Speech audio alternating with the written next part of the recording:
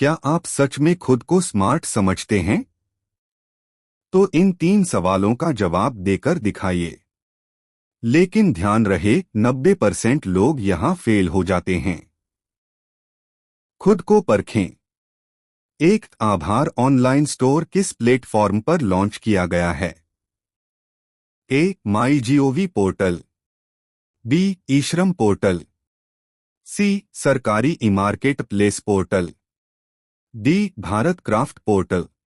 अब जीएम पर आभार ऑनलाइन स्टोर आ गया है। ये आत्मनिर्भर भारत की ओर एक कदम है जो महिला सशक्तिकरण को बढ़ावा देता है। आभार ऑनलाइन स्टोर, आत्मनिर्भर भारत, महिला सशक्तिकरण। सही उत्तर सी सरकारी ई मार्केट प्लेस पोर्टल। विस्तार। आभार एक विशेष ऑनलाइन स्टोर है जिसे सरकारी ई मार्केट प्लेस पर लॉन्च किया गया है। जेम भारत सरकार का एक डिजिटल प्लेटफॉर्म है जहां सरकारी विभाग सामान और सेवाएं खरीदते हैं।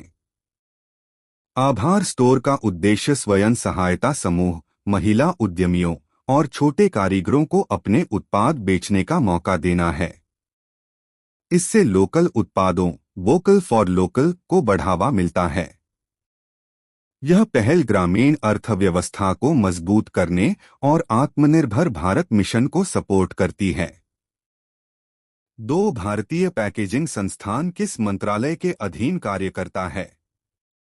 ए वाणिज्य और उद्योग मंत्रालय, बी उपभोक्ता मामले मंत्रालय, सी विज्ञान और प्रौद्योगिकी मंत्रालय, डी एमएसएमई मंत्रालय। सही उत्तर ए वाणिज्य और उद्योग मंत्रालय। विस्तार। भारतीय पैकेजिंग संस्थान आईआईपी एक प्रमुख संस्था है जो पैकेजिंग टेक्नोलॉजी और रिसर्च के क्षेत्र में काम करती है। यह संस्थान वाणिज्य और उद्योग मंत्रालय के अंतर्गत कार्य करता है।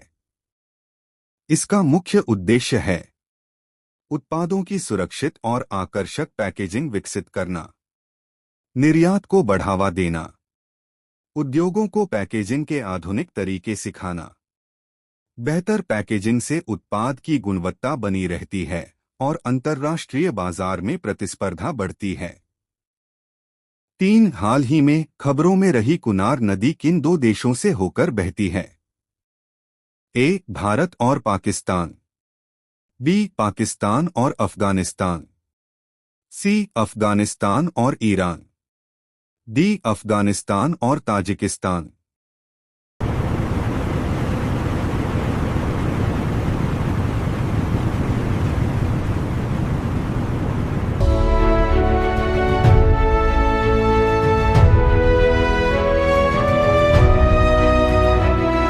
सही उत्तर बी पाकिस्तान और अफगानिस्तान।